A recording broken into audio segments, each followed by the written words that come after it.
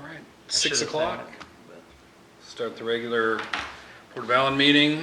Start with pledge of allegiance.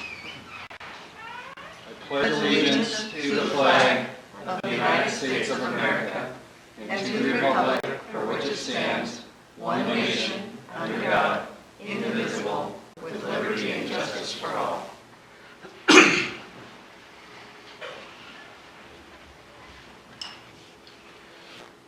So those of you in the public that didn't know that Commissioner Farmer has officially resigned. Her and Tom sold their business and moved out of the district, so she's no longer going to be serving as a commissioner. So with that, we have an opening that Larry had suggested that somebody in the local community that's been well involved would do a good job. Mentioned Mr. Griffey here, and so now we want to talk about appointing Mr. Del Griffey, and publicly Judy and I need to discuss it. And Okay. what do you think about appointing Mr. Griffey as Gene's replacement? I think that'd be excellent, being that he used to be Port Commissioner for 24 years. That means he knows the program, he's involved with the community. And as an interim, he was, I think, willing to do that. So when Larry had suggested you, I had already in my mind thought that you would be a good person as well. You know, you kind of built this place, and yeah, so I'd be willing to take any comments from the public with appointing Mr. Griffey, because I would like to do that as a matter of business right away. The only question I have is when would her term have ended? Well, she had Is she running for officially, election this no, year? she was not going to rerun, so Oh, so the discussion was, should we appoint one of the people that are gonna run for her position, and the thought was it would give them an unfair advantage over the other, so we would not do that, and Dell's name had come up, so I agreed. Jeff, do you have? Yeah. Okay. So as a matter of official business, Larry, help me out here. We, I think maybe you should ask Mr. Griffey he'd like to accept. well, do we need, okay. Mr. Griffey, would you, I'll accept. you'll honor us And with then we filling need a in? motion. Okay, then we would need a motion. Okay, Chair, I make a motion that we accept Del Griffey as a Port Commissioner as an interim. Till December Which would be 31st December of 2017. I would second that motion. Okay, All those in favor? aye. Aye. Motion carries. Okay, and then you You're have to welcome. swear him in. We- Swearing in is on the bottom there. Okay. Mr. Griffey, would you come up? Let's see. Raise your right hand. Repeat after me. I, I, Delmer G. Griffey, Delmer G. Griffey, do solemnly swear or affirm that I am a citizen of the United States and the state of Washington, that I am legally qualified to assume the office of Port Commissioner, very good, that I will support the Constitution and laws of the United States and the state of Washington, and I will faithfully and impartially discharge the duties of this office to the best of my ability. ability. Thank you. Welcome aboard. Thank you. Thank you, Del. Signature from Mr. Griffey, and a signature from me.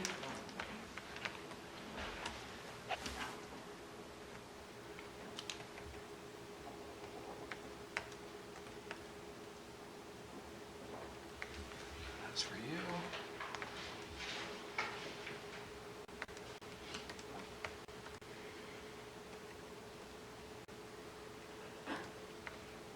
Oh, Jeans. Have a hard time writing. Me too. Well, have a seat, Mr. Griffey. Yeah. Thank you. All right. And Been a few years. how's it feel? Yeah, Feels kind Is it still hot? Yeah. thank you for volunteering, Del. Then we're gonna go on to our regular agenda here. Find it. There it is. So item number 3, consent items. All matters listed under consent items have been distributed to each member of the commission for reading and study They are considered to be routine and will be enacted by one motion of the commission with no separate discussion. If separate discussion is desired, the item may be removed from the consent item and placed under the action item by request. Does anybody request to remove consent items under the action items? No, Commissioner, I move that we accept items, well, the minutes, special meeting July 5th, and the financial reports as submitted. Thank you. I read them all and found nothing wrong. I second that. The motion's been made and seconded. All those in favor? Aye. Aye. Aye. Now have action items A, B, and C. I would entertain a motion to approve those payments. Commissioner, I move that we accept general fund vouchers for $9,012.06 and payroll vouchers for $16,041.94, water fund vouchers for $250.50, and I move that we accept them as submitted. A second. Have a motion has been made with a second. All those in favor? Aye? Aye. Aye. Motion carries. So we have here a presentation by Pat McCullough. He said he was going to be here. I don't see him in the audience, so Let's skip over to number 5 on our agenda, commissioner reports. Sure, I have a real Commissioner quick Scott? one. Sure. Hopefully you do too, huh? I do have a quick one. Of course, I did the port meeting July 5th. July 11th was Oyster House meeting. Mostly we got the details to do Allyn Days. Kat Ross and Mark Wodowich manned the Allyn Days booth, and we had a fundraiser selling our Sergeant Oyster House label wine, and it was quite successful. We sold almost all of them, which was great. Not all the monies, all the funds go towards the Oyster House. And then July 23rd, 25th, of course, I went to the Washington Public Ports Commission Conference at Alderbrook, and learned a lot. There were a few takeaways that I got from that. One thing was that Port Anacortes has party floats that they rent, which increase the moorage usage, and then they also get money from these floats. They're covered, they have a grill on them, and then people come and can gather and all that, so that was really good. And then on the 24th, I came back home and went to the North Mason Community Voice, and Pastor Joaquin Miguel was the speaker, and Pastor Joaquin is the pastor for the Living Water Church that started at the Balfour Cafe, and they have the new church on North Shore. Matter of fact, you did an article, which is awesome. It was just great. I was so pleased with how everybody accepted and reached out to him and was willing to help and gain understanding in regard to him and his congregation. And most of them are Guatemalans. There's a few Mexican congregation people, but they have about 500, like I said. It's a big church. It is. And then, of course, I'm going to go, August 12th, I'm going to go to the Taste of Hood Canal and the Oyster House.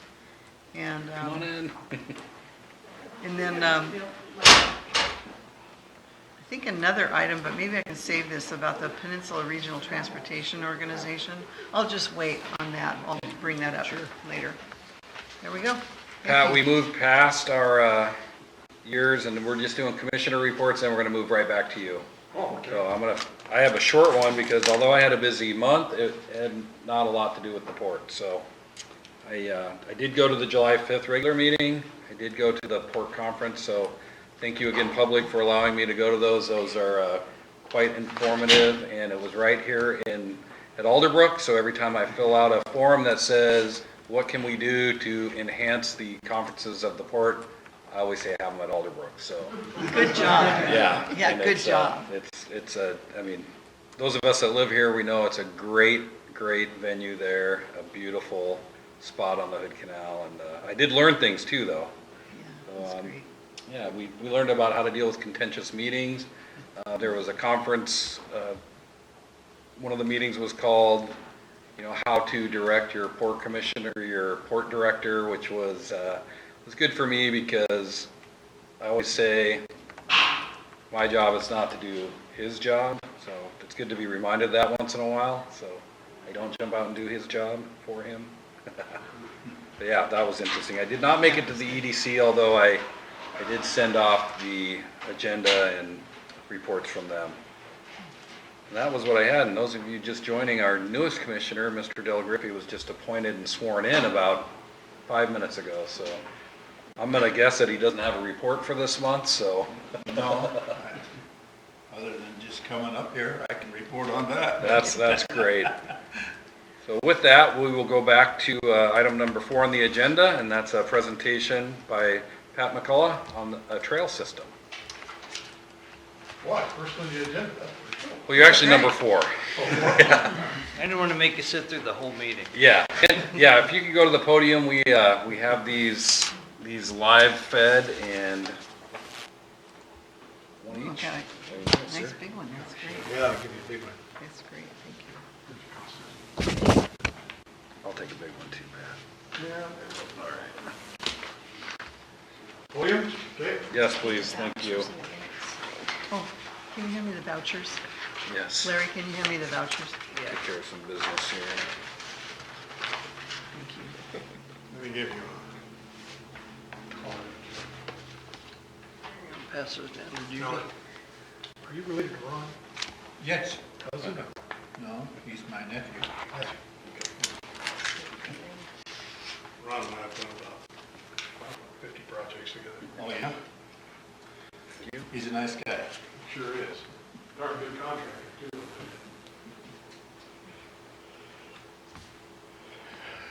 Well, okay, just to start out, for the last 15 years, I've been in the process of working with the Hood Canal Salmon Enhancement Group, Belfair State Parks, and the Great Peninsula Conservancy to restore the estuaries in Lower Hood Canal. Belfair State Park, Klingel, Belfair, Beards Cove, and Union River. During that time, all my time out there standing in the estuaries, I thought, man, wouldn't it be wonderful if more people could come out and see this? It's gorgeous. Bonnie and I own Sealy Inn, if you're familiar with it. I just went swimming before I came, and the water's about 85 degrees the top 6 inches, which is really too warm, but pretty doggone nice. So wouldn't it be wonderful if we could figure out some way to get from, in fact, where Beck Road intersects SR 300, all the way down to Feller and Belfair, without getting killed. If you've walked that, you know that the pavement is 26 feet wide, of which 22 feet is amply taken up by trucks and cars. I remember in Beards Cove, when we first moved out to the canal in 1979, you could literally play football on North Shore Road. And, you'd have to move every once in a while for the cars, but other than that, it wasn't too bad. It's just amazing to me now, when just trying to get across the road at Beards Cove, which we finished a year ago, from one side of the road to the other is just almost impossible. Very dangerous. So at any rate, what I've decided to do is take on the task of trying to come up with a project that will connect Belfair State Park and Beck Road area to Belfair with a 10-foot wide paved trail. I've been working on this now for the last 2 months. Actually, I've been working on it for the last year and a half. Hood Canal Salmon Enhancement Group came to me and Brian Peterson and the gang and asked me to take a look at a trail all the way from Belfair State Park to Allyn, which I've given you a copy of one of the proposed routes in the drawings. We didn't do any cost, but what they did do is took that, which surprised me, they took it and got it on the TIP, Transportation Improvement Plan. So believe it or not, we do have some basis for starting. Krieger wanted to do the Belfair section first because he owns most of the land. He's really excited about that. Waterfall Park. I didn't want to do that section. I think the most beneficial section to the community would be from Belfair State Park to Theller. Several things. First of all, it's a perfect 5K one way. You can take the bus back, or you can ride 10K if you go back. So it's a perfect 10K run. We put in the Belfair Loop, and we get over to Allyn. Now we're talking up to 25K. The whole Theller Center Complex, Pacific Northwest Salmon Center, is absolutely wonderful. We have people coming to the inn at all times, and I send them down there, and they just come back raving about the trail and the environment and everything else. Really, for Belfair, our environment is our asset. That really is where our value is. So, it's not like I'm making a speech. I didn't plan this. So, but anyway, Good. at any rate, we have economic development. We've got conditioning. And that's one thing we know about Belfair. We need a lot of conditioning. It really. Agreed. Third, we have environmental, viewing and appreciation and bird watching, all the other things that happen when you get out in the estuaries. And I'm amazed, I've always been amazed in these projects that I work on, how many people there are statewide who go bird watching. It's just incredible to me. It doesn't turn me on particularly. I mean, I like birds. And the other thing is, of course, the educational component of it, to have some way for the kids to get out and see our estuaries and see our coastline. It just would be a wonderful thing. So anyway, what I did is came up with a conceptual design for that trail. I have walked most of it. It starts out at Beck Road, goes through State Park. We have a trail system at the State Park. Not all of that trail system probably can be used for bikes, but I think we can work that out, because once you get to the parking lot in Belfair State Park, you can get through the park on the roads with bikes.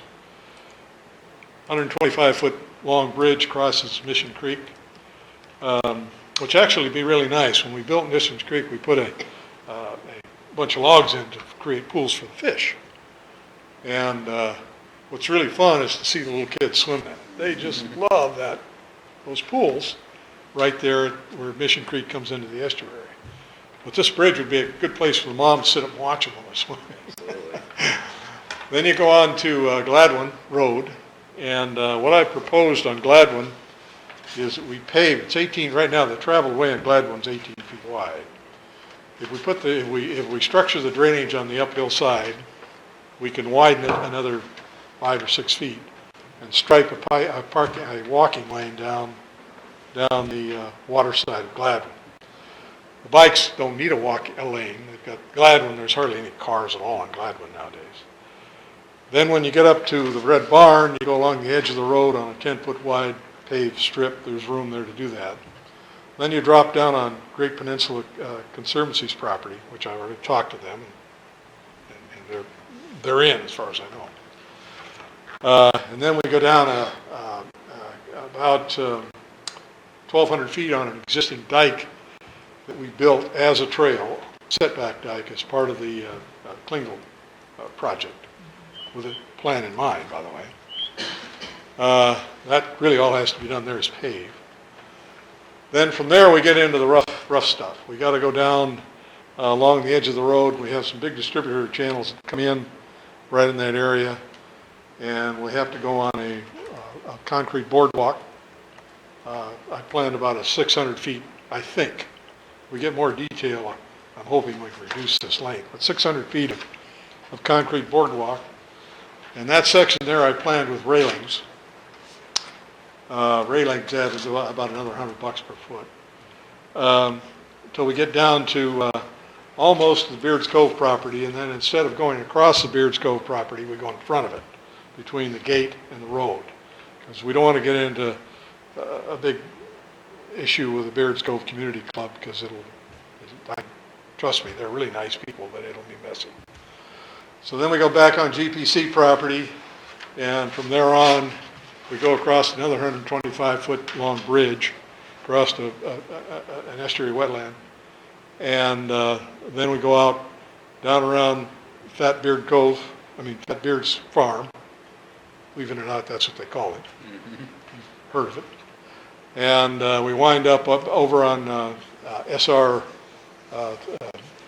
300, about where Beard's Cove starts, and Beard's Curve starts. Then we go down along the side of the road on structure, on a wetland boardwalk above the water, about 2 feet. No railing there, we can just set it up less than 2 feet above. For 1,000 feet, and then we go into 650 foot, or 566 foot long bridge across the Union River. Now there are other alternatives to cross the Union River, but that is, I think, the most practical solution. We just finished a bridge just like it I did down on the Dungeness on the Olympic Discovery Trail that was 750 feet long. That's really a beautiful structure. So these are 186 foot spans, 3 of them to get across the river. Ties directly into the Theller Trail system. So the plan works. Now, what do we have to do? Well, the first thing is we need a sponsor for the project. 1. 2, then we need to take and get together with the landowners, make presentations. If you take it on as a sponsor, Larry and I need to get together with the landowner and talk to him about the alignment. I've already sent it off to a lot of the people that I know, Doris Small and Kate Coleman of GPC and stuff, clients of mine. Talk about the alignment, talk about the project, talk to the county about it. The commissioner indicated that, and I said, look, a perfect match on this project would be for you to take on the roadway section. Forgot the name of it, Judy. Help me. Which, the 300? No, I always forget the name of Gladwin Road. Oh, there you go. It comes with age. Anyway, take on the Gladwin Road section to overlay it. And I haven't got any promises or anything, but they do have some REAP money that we need about $400,000 to do that, and that's just a perfect match. So the county may be in on that. Of course, it has to go through the whole process. So I don't know, whether or not they could. So don't put it in the paper if you're from the paper. You'll get in trouble. None of this has been sanitized yet. So anyway, there's that prospect as a match. The next thing we have to do after we get everybody on board is, and discuss the project with them, is we have about 5 or 6 different grant agencies. And a lot of them are only 50%, so we had to put 2 grant agencies together to fund the thing 100%. We've got, to get started, in the budget I gave you, there's about a $95,000 preliminary engineering and permitting stage to begin with. And what I would propose there is going to economic development and see if we can get some help. Now this is ultimately a project of this scope, which is over $5 million. We're going to have to probably get the legislature involved, and probably WashDOT. So this is going to be an interesting trek if we take this on together. Then once we start getting funding agencies interested and lined up, then it's a matter of selling the project and moving forward. As far as I know, the school district will be a strong supporter. Talked to John about it. They're excited about the idea. The Chamber of Commerce, I talked to them about it. They board meetings that are in. They're real excited about it. So it has a lot of, I think, community support. That community support has to be developed, and people have to be educated about what's planning. And everybody will probably gasp at the price. But if you're going to do it right, we're going over wetlands, we just have to do it right. That's the only way we can do it. And the worst thing we want to do is go into it with a bogus cost estimate that everybody thinks, and then come back and double it. That doesn't work. Exactly. So, at any rate, what I'm here tonight for is to see, in my opinion, it's a perfect project for the Port of Allyn. And I'm here tonight to see if you folks are interested in being project sponsor. Initially, most of my work, up to the tune of about $30,000, is donated. The one thing that I don't know about, though, and we have one of the best writers in the state sitting right here, and we have some grants to put together. And I think it's it right there. But we may need $4 or $5 grand to get Kathleen Barantis and some professional people involved in grant writing. Larry, I know, has worked a lot with Kathleen, but it'll be a substantial effort. I'm not here to tell you that we're going to be able to walk in and get people to fund the whole thing right away. I've been doing these kind of projects for, 50 years now, and the only project that I planned that didn't go through was the one in Gorst. Is that a bridge across the water? Well, the one road that cuts over Christopherson Way, they took that idea and used that. Good. But I had a whole interchange there. State just flipped out when I showed them my interchange. We'd have had a regional mall there if they'd have gone my way, but they didn't. But at any rate, I'm very optimistic that this project will happen. Whether it happens in the next 2 years, maybe not, but it's going to happen. The state is really up against it trying to get any kind of bicycle and pedestrian access from Belfair to Belfair State Park, and that's a state route. So I think we've got a lot of potential for funding. But if the port, if you decide to be the sponsor, just recognize the fact that we're going to be talking about this for a few years. Sure. So, any questions? I have a couple, and one is, if you consider the public safety aspect of it, I mean, people are getting hit on that road. I wouldn't say regularly, but enough. And if that gets put into the presentation, that it gets people off the shoulder of Highway 300 and kind of puts them off into a safe walking area, safe bicycling area. Yeah. I live on the North Shore, so I see the bicycles, and I've got to take those curves and get on the side, the center line to get around them. There's people walk on the tall grass. I'm coming around the corner, and I know that somebody's coming right at me, so I kind of get over to the side a little bit, and there's somebody walking. You know, we have a couple memorials in that general area for people that have been killed there. Right. I'm also on the homeowners architectural committee for Lynch Cove, so I do have a little bit of influence for that.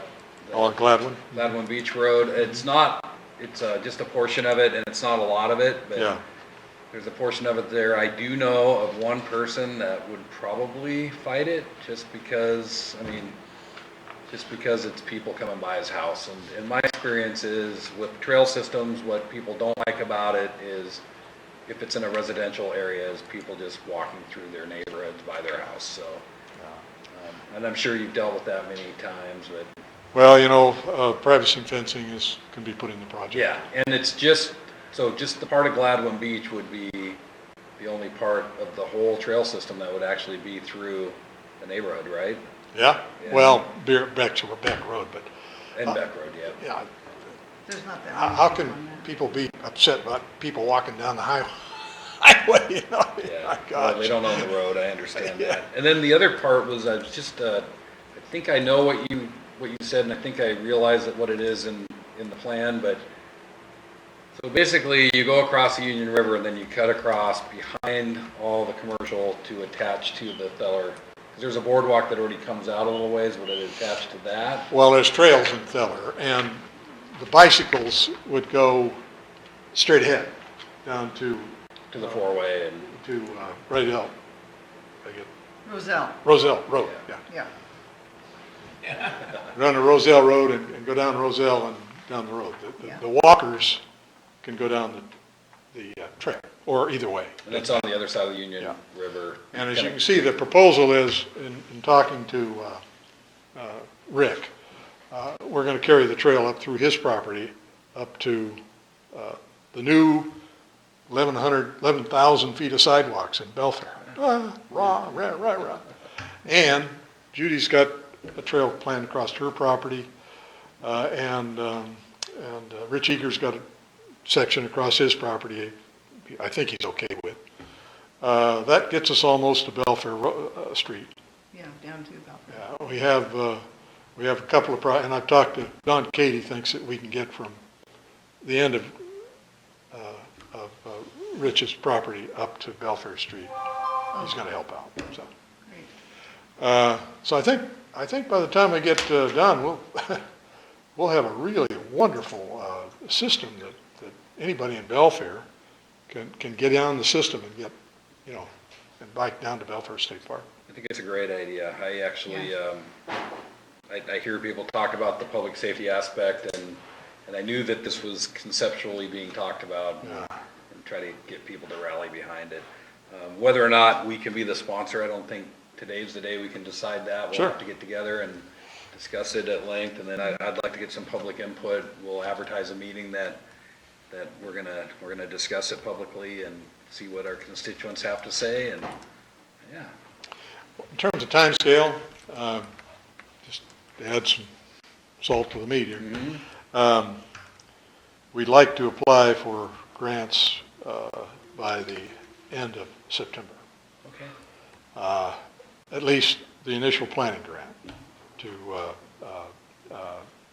probably economic development would be the logical place to go.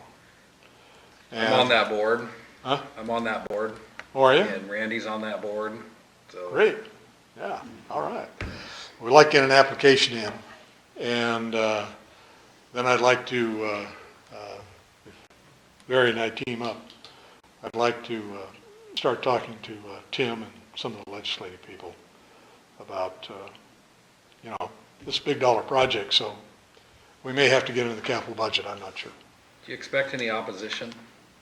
I mean, any big opposition? Belfair? Yeah.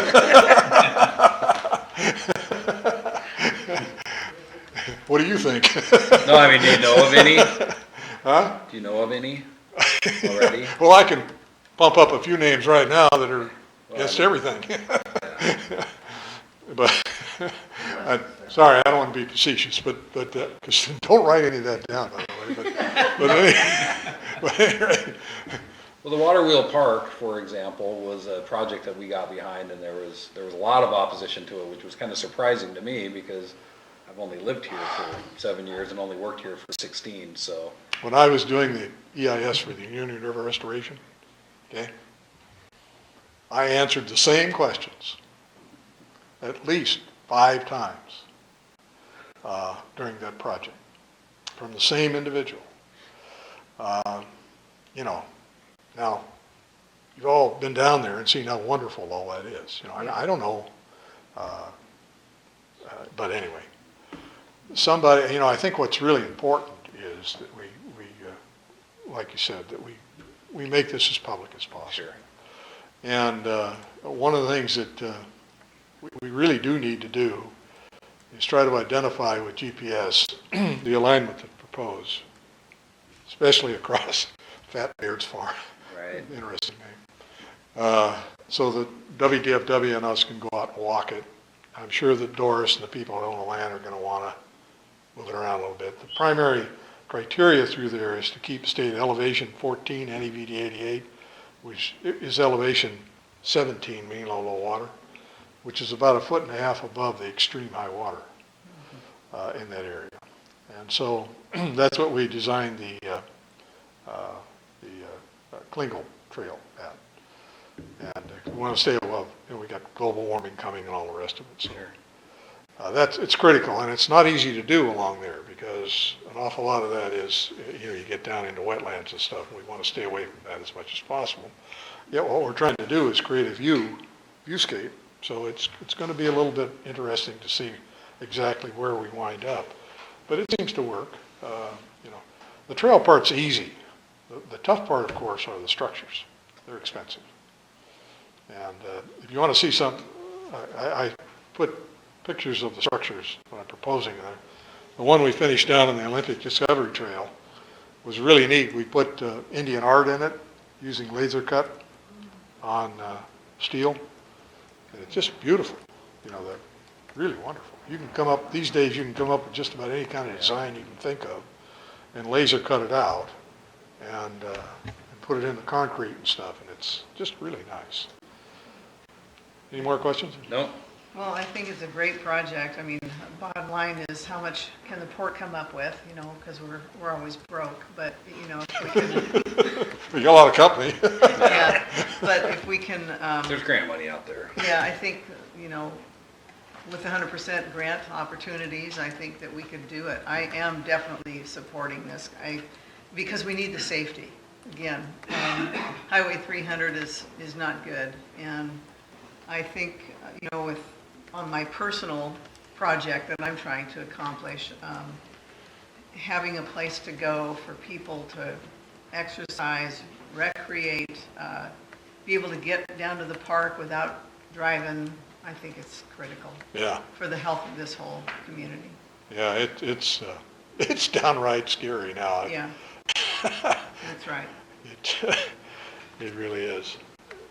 Okay. Thank you, Pat. Thank you. Thank you very All right. much. Guys, Thank you, get sir. back in, huh? Thank you. All right. Well, item number 6 on our agenda is Executive Director's Report. Larry, take it away. Okay, pay station. Our pay station at the North Shore, in May we did $2,317. In June, $1,230. In July, $2,658. And year-to-date, as of this afternoon, about 3 o'clock, $74.26. Plus, we've taken in $34.49 in cash for a year-to-date total of $10,875. By comparison, prior to installing the pay machine in 2015, in 2014, we took in just over $600 total in launch fees. So I think we've done well there. Very well. Procurement cards, as recommended in Schedule 22, we applied to U.S. Bank for credit cards as per U.S. Bank's contract with the State Department of Enterprise Services. These have a lower interest rate than we pay to our current provider, and we get an annual rebate on what we spend. I have the cards here for you. One for Judy, one for Scott, and I have already activated them for you, Judy. All right. Are you going to remind us to bring them when we go to conference? I can't do that. All you need to do is take the stickers off. However, we do need a resolution to approve your acceptance of them and designation of spending authority to use them, and that is on your agenda for approval. First aid certification for all of our first aid certifications for CPR, AED, and basic first aid expired in June. We need to set up a class to renew these. I believe the Home Builders Association will be doing a class in September, but I don't know if there's anything locally any sooner than that. We actually had them done here last time. So, There's local. yeah, There's if lots there of is it. something before now, I'd like to get that Set you up. organized. Bulk water sales rates. When we did the update to the water rates, we did not do an update to our rates for bulk water sales. While these are few and far between, we do offer them. I did some research on what other jurisdictions charge and have put together recommended rates for the discussion item on your agenda. We're also going to order a meter for monitoring the amount of water a bulk user takes from our system. Right now, it's just a guesstimate. Criminalization of marina rules. As you know, in 2015, is recommended by WPPA as a best practice. You adopted a resolution concerning criminalization of our marina rules and sent them to the county commissioners for approval. However, the clerk of the board never put them on the commissioner's agenda for approval, which we recently discovered somewhat inadvertently. Commissioners want me to come and testify about why we want this. I met with the commissioners on July 17th to explain that, and they gave me a laundry list of tasks, including writing a legal justification for doing this, along with getting buy-in from sheriff and prosecutor, as well as writing the resolution for them to approve.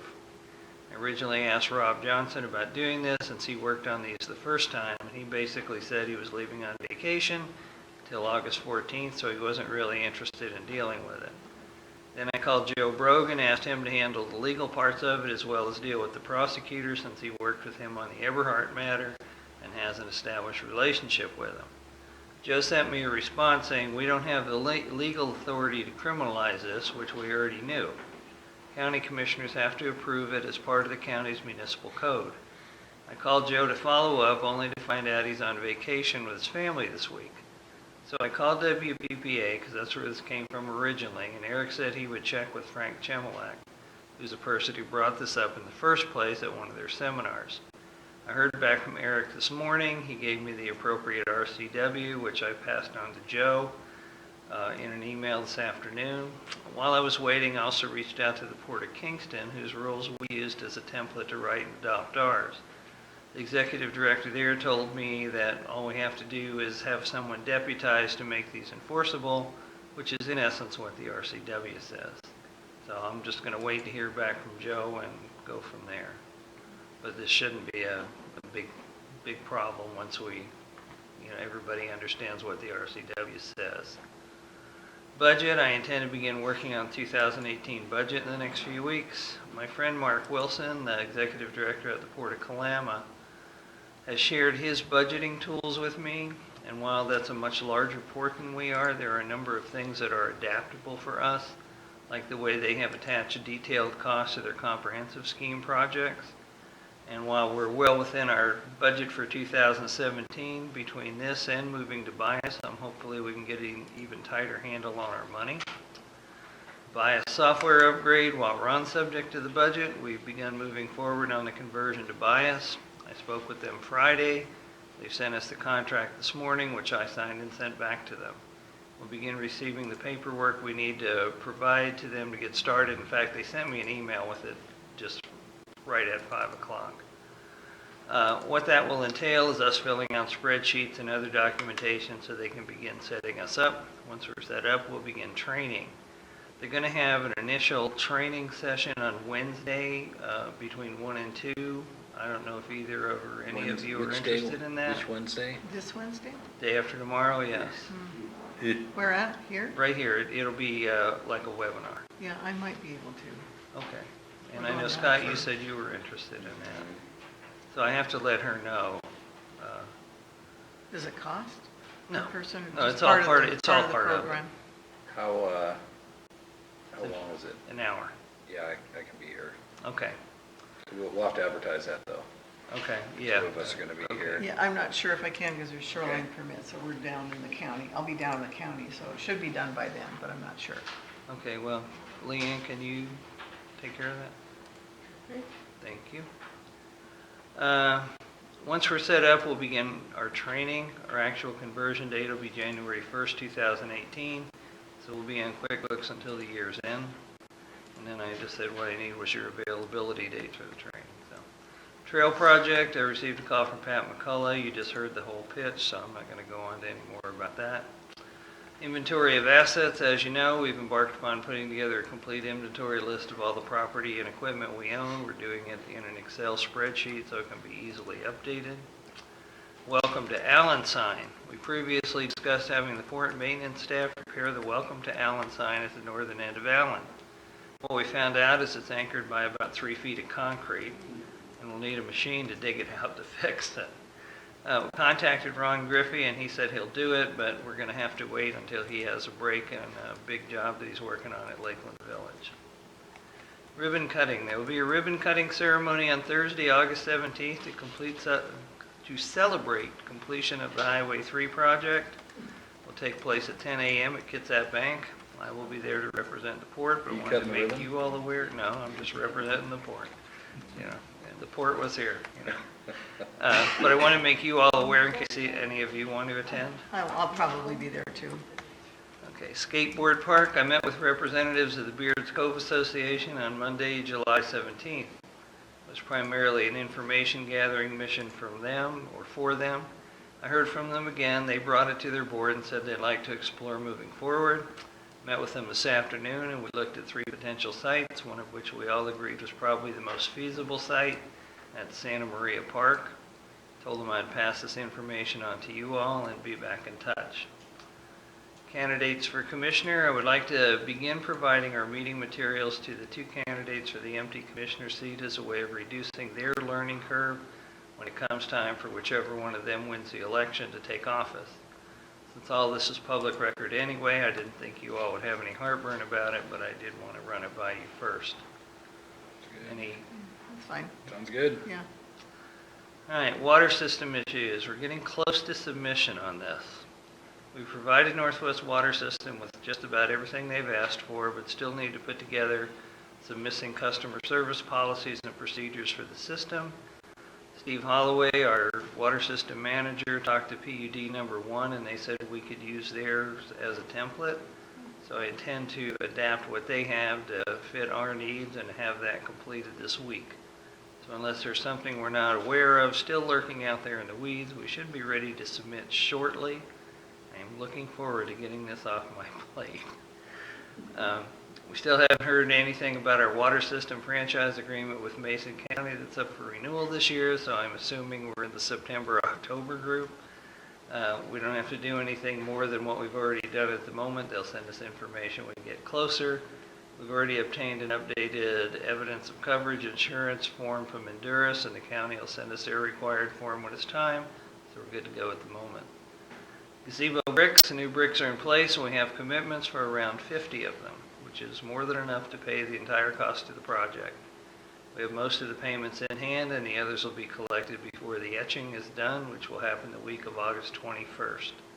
We sold several at Allyn days, and everything we sell from this point forward is money we can put into reserves or use for something else.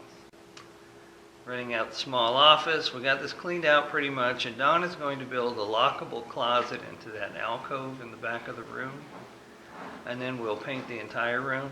This will give us additional storage, which we're in desperate need of, as well as put our lockable file cabinet where we put money, checks, and the like behind 3 locks, hoping to have that ready to go in the next 7 to 10 days. It'll have a desk and a small conference table, as well as Wi-Fi and a generic computer with Microsoft Office on it. I've also shared this on our Facebook page and the Mason County Facebook groups, as well as with the Chamber and the EDC, letting all of them know that it'll be available at a cost of $25 an hour with a minimum of 2 hours, $75 for a half day, and $100 for all day. Any bites on it yet? Actually, yes. We did have a couple, but I had to tell them we're not ready, and they wanted it like today. Oh, So, public record software, while we continue in the holding pattern for this at the moment, I do have a lead on a potential vendor that may be able to help within our budget. More on this as it moves forward. Coder Dodo classes, I'm hopeful to be able to focus on this again in time for the new school year. LTAC issues. The last LTAC meeting was July 27th, but I didn't attend as that was my first day back in the office after vacation. Since we aren't going to be able to secure any direct funding for anything, and what was on the agenda was reviewing proposals for the visitor center and marketing service, I felt catching up on things in the office was a higher priority. What took place was that the North Mason Chamber was awarded the visitor center contract, but with some modifications from the previous one, which includes somewhat less income according to Stephanie Rowland, the Chamber Executive Director. The management contract was awarded to Rachel Hansen, who, according to her LinkedIn and Facebook profiles, is a local event coordinator for the Washington Aviation Association and graphic designer at the Shelton Mason County Chamber of Commerce, and a graphic designer at Image in Action Design. The county wanted someone with a local presence, and the current holder of the contract, the Blue Collar Agency, which is based in Hood River, Oregon, couldn't provide that, so it appears that Rachel won by default. Stephanie also expressed a desire to explore partnering with us to put together a series of classes for helping established local businesses take their companies to the next level. I told her we would definitely be interested in that. Power and water at the Allyn Marina. I've completed the grant application and submitted it in time to qualify. Grant advisors made some comments which we have addressed and requested additional information, which we have provided. We have until August 15th to complete this part of the process. We also need to develop a PowerPoint presentation and narrative for this as part of our in-person presentation. I'm working on that part of it. Should be ready by the time we receive notice of when our presentation date is.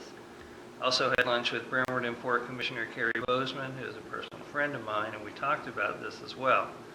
He suggested applying for funds through the state capital budget and offered help in Olympia when the time came. So I contacted Tim Sheldon, Dan Griffey, and Drew McEwen and asked for their help moving this forward, and all have sent me the paperwork for the capital budget and have promised to advocate for us. However, until the legislature approves the capital budget, which at this point appears won't happen unless there is a fix for the Hearst issue, there's not much point in rushing to pursue this avenue, as a request wouldn't go into the 2017 capital budget, which is already set, but the 2018 version. The big grant requires a 25% match, which is a little over $101,000, but part of that can be in kind, including our own labor and materials. I don't know about the capital budget requirements. I spoke with Don about running the water line down there. We need a larger line to service that many boats, and he can do that. His time and the materials would all count against the in-kind. We could fund any balance of the match with a combination of a loan from the IDD, a general obligation bond, or possibly out of our capital budget, but we can cross that bridge when we get there. While our RCO grant advisor doesn't hold that much hope for success, as we're competing nationally for what is a relatively small pool of money, I'm still optimistic. At the recent WPPA Broadband Summit, I was approached by Guy Glenn, the executive director in Ilwaco, who I've become friends with. He's on the RCO review committee, and said he was part of the team who reviewed our application. He said he thought we had a chance of moving forward because there are only 4 applicants from Washington. But either way, if nothing else, we can also use all this information to apply for a Tier 1 grant in the 2018 RCO cycle. Broadband Summit. I attended the WPPA Broadband Summit last week, and one of the discussion topics was ports as the last mile retail provider. Coincidentally, at Allyn Days, PUD3 Commissioner Tom Farmer talked with me about the PUD's intention to significantly expand its broadband footprint. And at the administrators' breakfast last Friday, Joel Meyer talked about that as well. After the meeting, I talked to Joel and told him we'd be interested in taking a look at that, since you all had indicated a willingness to explore this a year or so ago. He told me he would pass it on to Justin Holtzgrove, who's the person in charge of that initiative. We worked with Justin previously on the lighting upgrades we did at the North Shore, so I've already got an established relationship with him. So more on that as it develops. WPPA meeting dates. The WPPA Environmental Seminar is taking place September 21 and 22 in Vancouver. Of potential interest to us are sessions on waterfront redevelopment, improving communities' sustainable and economic development. Communities remain supportive of efforts to repurpose waterfront property away from the legacy industrial uses. Cases in Wenatchee, Vancouver, and Bellingham allow us to consider these 3 different approaches to meeting community needs. Show me something cool, 5-minute presentations from each port. How changing federal policies and priorities may affect ports. What happens in Washington, D.C. ends up here. Presentation will focus on the federal policy-making context and most likely changes to the environmental regulation that affect the work of ports. Wanted to make you aware of this in case you want to attend or have me attend. Other events are the Small Port Seminar, October 25th, 27th in Leavenworth. Registration opens this month, so I wanted to see who is planning on attending so we can make hotel reservations before they're booked up. And the annual meeting is in November 15th, 17th in Seattle. And that concludes my report, other than who wants to go to the Small Port Seminar. I would plan on attending the small ports, but probably not the other 2. I think that environmental one, that water redevelopment, I think I'd like to go to that one. Okay. With the oyster house, and all the stuff that we're trying to do. Well, I thought about that as well. I think that's really important that we go. And I didn't know if y'all would want me to go for the economic development part of it or not. Sure. I think so. Okay. So, that's my report. All right, thanks, Larry. Back to the agenda here. Travis? Travis isn't here. Saw you. In his report, told me he wasn't going to be here as a family commitment, but he said there was really nothing to report, that there was, even through July 4th, there wasn't any problem. Okay.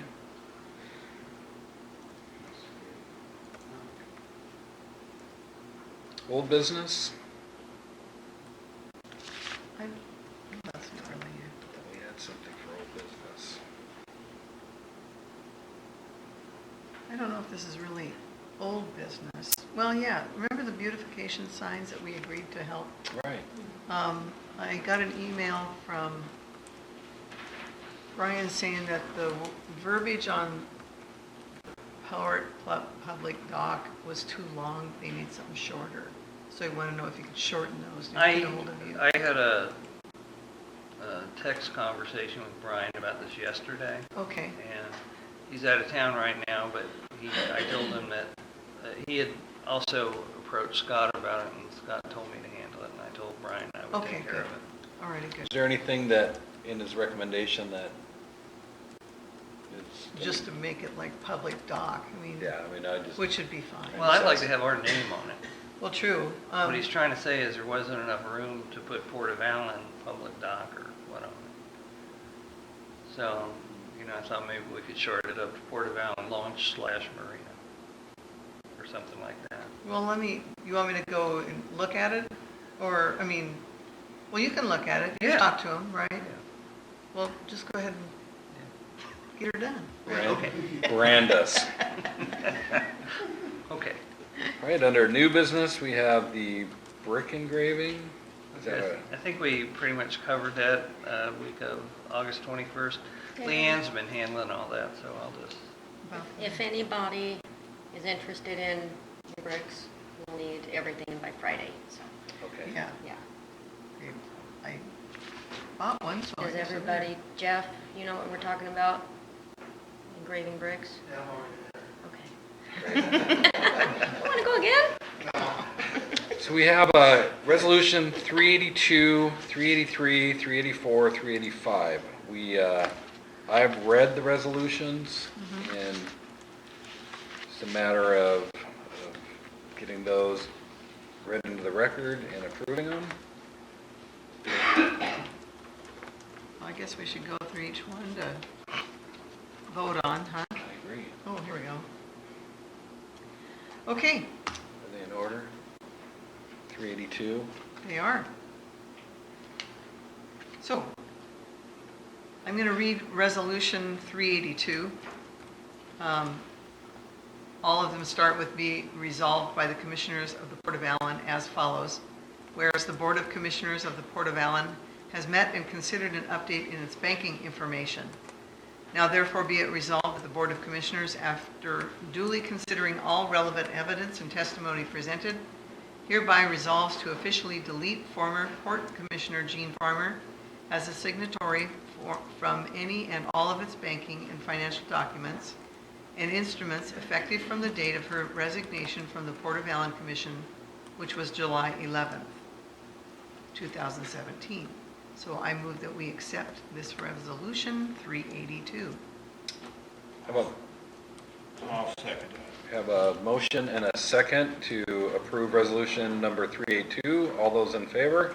Aye. Aye? Aye. Motion carries.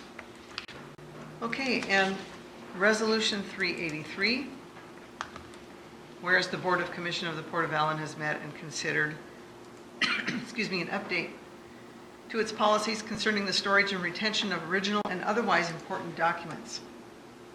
Now therefore be it resolved that the Board of Commissioners, after duly considering all relevant evidence and testimony presented, hereby resolves to obtain a safe deposit box at the local bank branch in which to store all its original source documents concerning the port, its charter, land, and property acquisitions, as well as other important documents.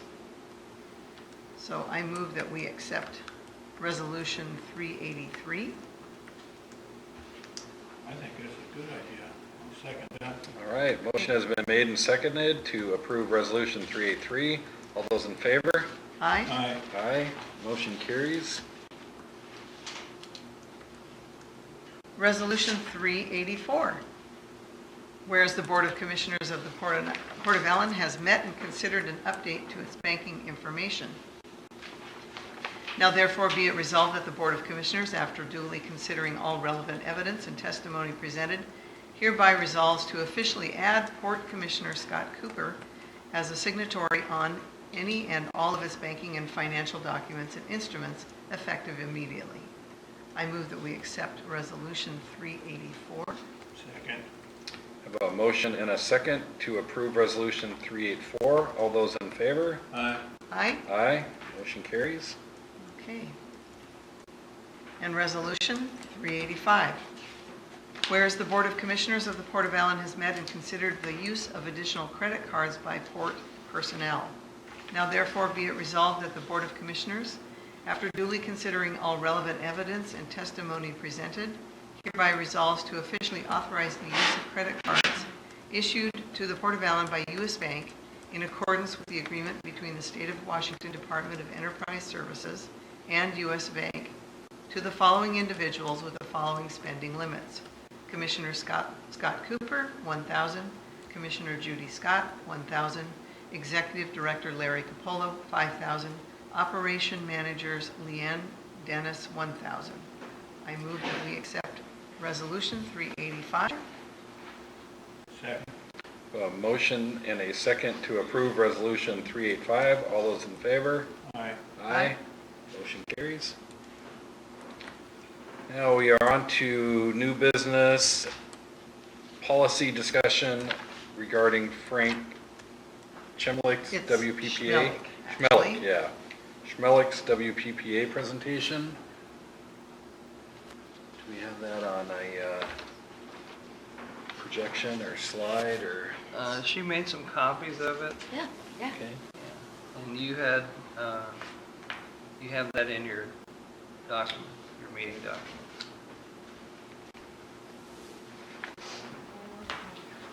Needs to be signed.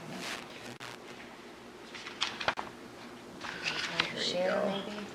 Yeah, we can share. Have somebody grab some of it. I've got it in here. I don't know if this has it. I'm not finding it. I might have it too. So I could go here.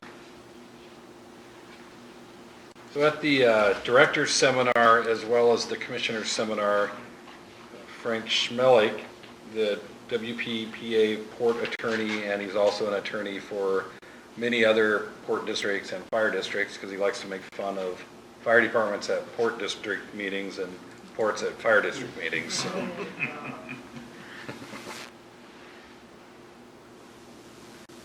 So Larry, what was your thought here? Just kind of go through it and... Yeah, just, I mean, it's brief. But, you know, the discussion you and I had, we were both right. Oh, right, yeah.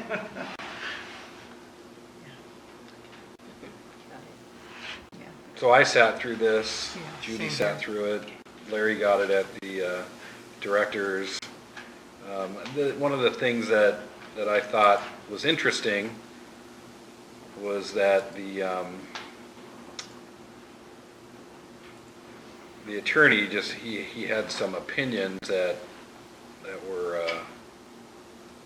I think, hard to validate. I mean, that kind of the environment of public meetings has become increasingly controversial, and he's not sure why, but that these public meetings are, you know, that there's going to be somebody coming in from the community that's going to shake the tree, for a better word. And It is, it yeah, If you look over, read the history of, you know, like, King County, some of their districts and stuff.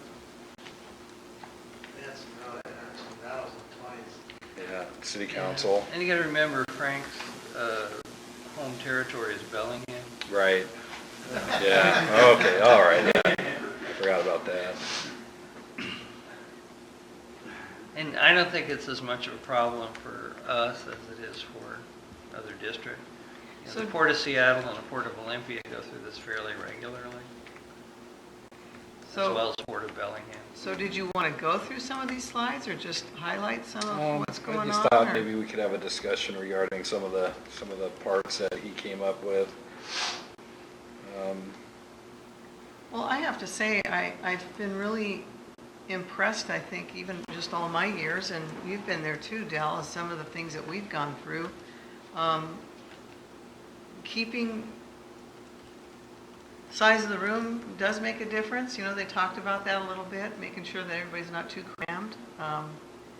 But we've had a few times when it was pretty tight in here and lots of fun. We were pretty popular a few times. But I think keeping it polite, engaged, respectful, I think that's one thing that I've been really encouraged about this community. And that is one of the things that he said is making sure that the community is polite and use it that way. Make sure everybody knows we do treat each other with respect and courtesy. So that was one thing that I thought was really important. Valuing other people's opinion. We Yeah. are tasked to make those hard decisions. I think that was the Yeah, other just to thing. know that there's differing point of views and we'll listen to both sides and our mind's not made up when we come in the beginning. Some of the things that he recommended, we're already doing. Videotaping your meetings is a good idea. Having a podium is a good idea. He recommended having people line up to the podium. I don't know how necessary that is. If you're the Port of Seattle and you're going to add a third runway, it might be necessary to have people line up, but for the Port of Allyn, with our limited exposure to projects that are controversial, then I don't know. We have done some of the things that he's recommended. What Commissioner Scott had said is we should have a set of rules that not only do we abide by, but we would expect the community, the speakers, to abide by, and no personal attacks, which, that might be a hard one sometimes if it's a very controversial subject and people are involved in it. And this we know, but it's public comment period is not public debate time. So we try not to engage during public comment. Try being the word there. It's not good to debate somebody on a controversial subject in a 1-hour meeting where you have other things going on.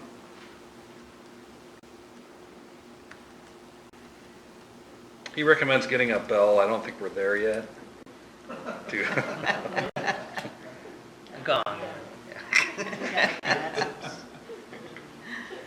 So what he says here is kind of, along the same lines of what I was saying. If one commissioner engages one speaker, then all other speakers will demand similar accommodations. So that makes sense to me. He does say expect a bit of street theater. Example, walking out with backs turned. We've had that a few times.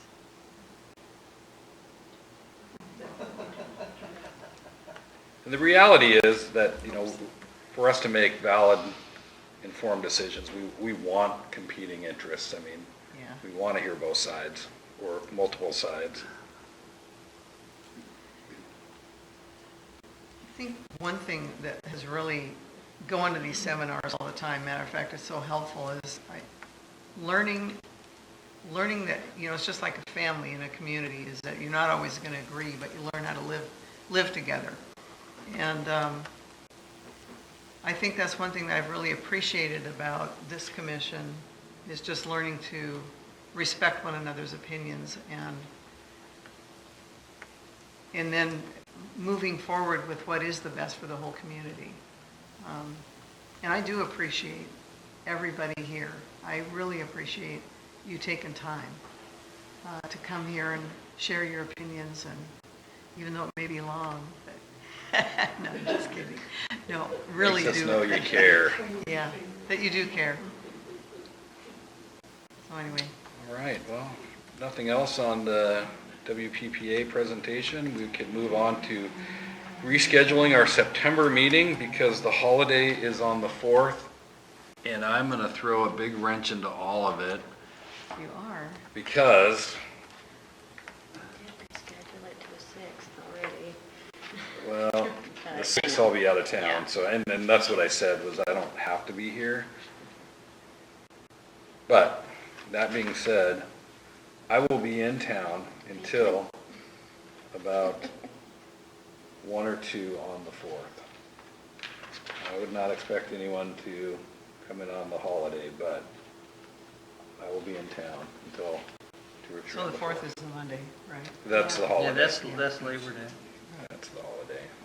Oh, So I don't even know if it's, We do it on the 1st? I mean, I am here on the 1st. I don't know if it makes Friday. sense to have it on the 1st. And I'm talking about an hour-long consent agenda items, and then maybe we could have a workshop later in the month. Is that gonna give you enough time to do everything? Oh, yeah. or- But it's all done by the 1st. Are you guys usually. going somewhere on the 4th? Are you guys going somewhere, Labor Day? I It's don't just, think I am. Yeah, it's just not. You are? Yeah. You're going somewhere? what Good day for you. is it first? Friday. Friday. Friday, oh. I heard it. Just forgot. But we're not leaving till Saturday. Well, I'm So pretty flexible. Okay, so- Whatever you guys decide, whatever you we guys. might have want. to do a little bit of research about, I know that if the regular meeting falls on a Holiday. holiday, you can move it to the next following day and still call it the regular meeting, but if you're gonna have it before or after, you have to call it a special meeting. Do we want to still have the meeting on the 6th? I don't And know. have you call in? No, I don't know that there Don't would be a wanna do need that? to Yeah. have it on the 6th. Just do consent items on the Friday before. And then we could, today, we could schedule a workshop for later in the month. Does that sound good? That sounds good. I think we So get- you want it on the 1st? Friday the 1st? That's fine. Make sure we do it early. The general Time, room, 6 o'clock? 6 o'clock? Yes, I that's know- I fine. know I'll be at Yeah. work until 6, because that'll be my last day for 2 weeks. Wish I could say that. Well, you could. I'll make a motion that we change our September, the 4th meeting, 4th meeting? to September 1st, Friday, at 6 PM. I'll second that. Motion has been made and seconded to change our regular meeting for September from the 4th of September to the 1st. All those in favor? Aye. Aye, Aye. Thank you. good. Do we want to Thank you, schedule a workshop?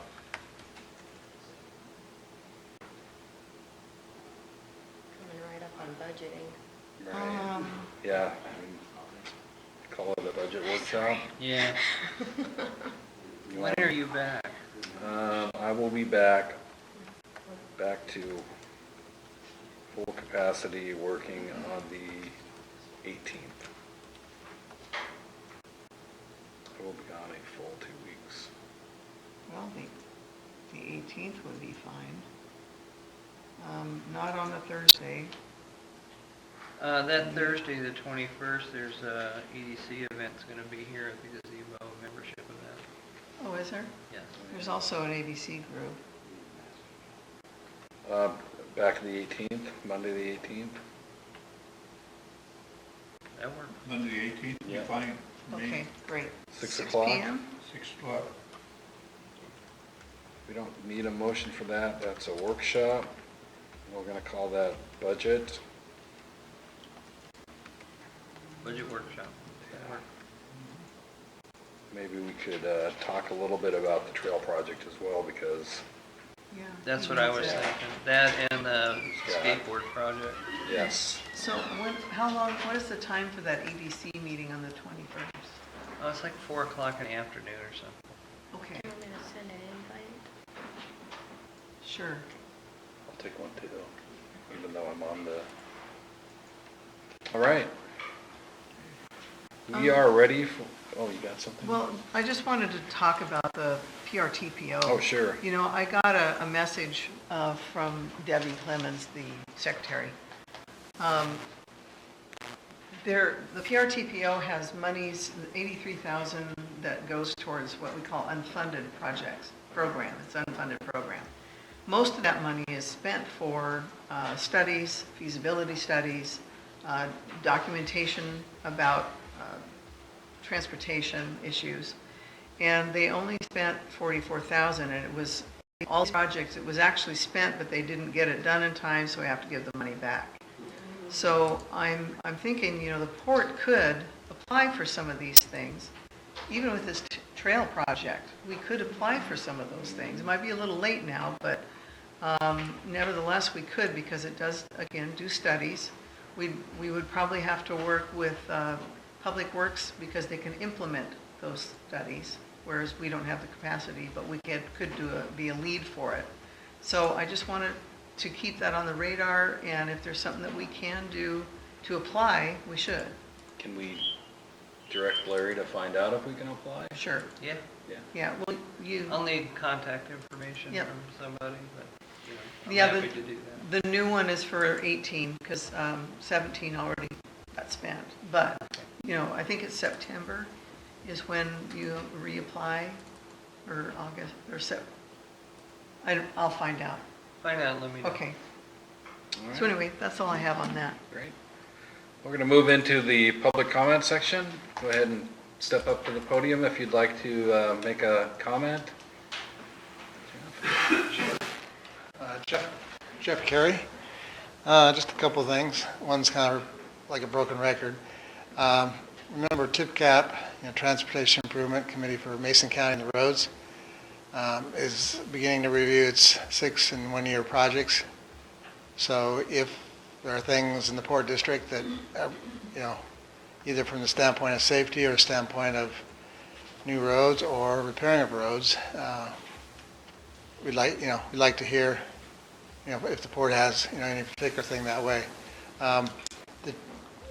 My understanding is that TIPCAP will be having public hearings in the north end, or I should say hearing, to take public comment and to inform them what's going on with the county road system, and what projects are coming ahead, what maintenance projects are coming, and what have you. But I do not know what dates. I do know it'll be sometime early next year, but don't know dates. We're going to try to have one in each of the 3 county commissioner districts. So along that line too, I haven't heard anything about it, but other than since I mentioned the last meeting, but supposedly the county is going to begin working on that circulation plan for new roads within the UGA of Belfair. So Yeah. I haven't seen anything come through that. May I add something, Jeff, Yeah. to that? Because I just got information, it's Sarah Black, I think is her Yeah, name. sure. She's going to come to the North Mason Community Voice meeting, Super. and that will be August 27th. Yeah, well, So then they've started. invite everybody to come. They've started. Yes. And that's your clue, they've started. But what I'm also saying is from the ports, Yeah. Or Sunday. I'm sorry, it's Monday. 28th. Must be the 28th. Sorry, 28th. Thank you. anyway, the other part, the other thing is that the port has mentioned they want to be involved with those types of projects, and this is, I'm just reminding, I realize you got more more things to do than you got time to do, but, at least, put your finger up and at least, get in the middle of it a little bit. Because there's both the stakeholders as well as the economic issue, with the Port of Allyn. So, and then a final thing, as far as first of all, I don't know much yet about the North Shore Trail and, North Shore, Belfair, all that. Biggest thing, and you've heard it from me before, is, when we're looking at Theller and the Water Wheel Park and all that, it's not so much for or against the projects. Each one of the projects are good. The issue is, always from my standpoint, is how, we get the money to begin with and move it forward, but how do we support it over the long term? Because what I've seen in this county, in all different areas, whether it's cemeteries, water districts, doesn't matter what it is, we seem to be able to get everybody together to get it to happen, good, bad, or different. But then where we really break down is being able to keep it, keep the maintenance up and the support and budget for those kind of things, and have the revenues to take care of what we have. We have the same discussion in TIPCAP, is that, the county wants to maybe divide monies a little differently, but there's there's all these roads, there's 620 miles of roads in the county that need, always, you gotta keep up on, and, there isn't, a road that hasn't been, as I always say, there isn't a road around here that hasn't been built, at least in the last 100 years, meaning statistically, you're gonna revisit every road for sure every 100 years minimum, and that costs. And so, likewise with the parks and trails, I just, whatever you get going into it, I mean, and I don't know the numbers, I don't have any, idea to scopes and different how funding's going to happen there or anything, but at the same time, keep in the back of your mind that, okay, great, how are we going to keep it going after we're through and, out of the picture. So anyway, that's it. Thanks, Jeff. One thing, Jeff, I Yeah. just want to let you know that the majority of that land are private, are Fish and Wildlife or Great Peninsula. So the majority of that may be maintained by those people. But that is a good point. Yeah, Great point. and I don't care if there's 100 different agencies, entities, and what have you that each have their responsibility. Just make sure That's right. there's some contingency for it. In other words, and things happen. We've seen what happens to the discontentions like with Feller, Yeah. and we don't need another one of those fiascos in this community. We need to be able to. If we're gonna put something together, put it together, and then, keep it up. It's like a house. You gotta paint it. You gotta do the plumbing every 30, 40 years. You gotta, relook at things, and, things just don't last forever around here. Right. Anyway, thank you much. Thank you. Michael? Hello, my name is Michael Subtroth, and I live at Trails End Lake. And I am talking, I know it's maybe a little premature, but in favor of the recommendation that Pat McCullough presented today. I'm a teacher in the North Mason School District and do now subbing at both Sandhill Elementary and Belfair Elementary, but I've been at all 4 schools. The students at Sandhill don't commonly go to Feller because they have no access to it if their parents aren't willing to drive them there. There's no safe way to get there. I took kids last year and the year before that who were involved in the environmental science club at Sandhill, and it was their first time ever at Feller/the Salmon Center.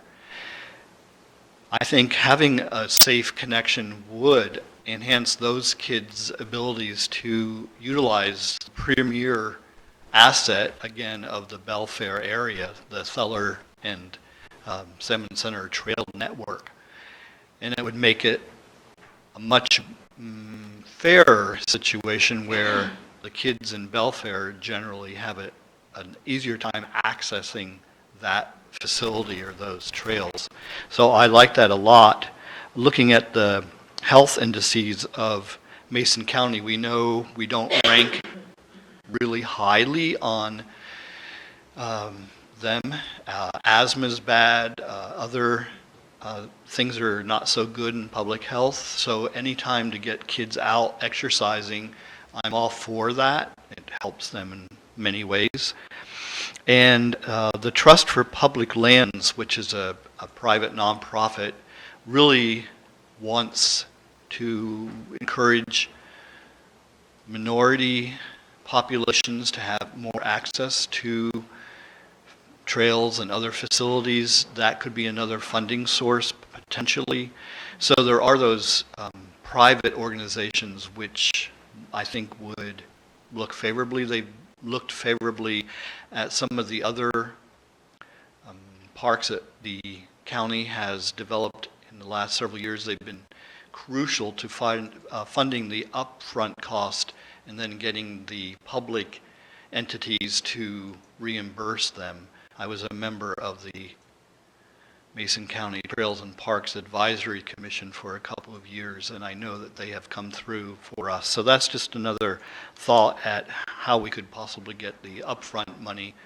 And while $5 million looks challenging in the state legislative capital budget, it isn't the biggest project that they've funded, and I think we could have a solid argument for why we might get the state to fund part of that as well. But as was mentioned, a lot of those properties are already amenable to having that trail system, and it would just enhance safety, it would enhance health, and I'd like to speak in favor of it. Thank you. Thanks, Thank Michael. you. Any other public comment? Any good to the order? I would entertain a motion to adjourn. Adjourn. I'll second it. All those in favor? Aye. Aye. Did I get the Meeting is minutes adjourned. back signed? Yeah, they're right. Is That's that, no, that's the, resolution. no, but I know you, The vouchers. They went this way.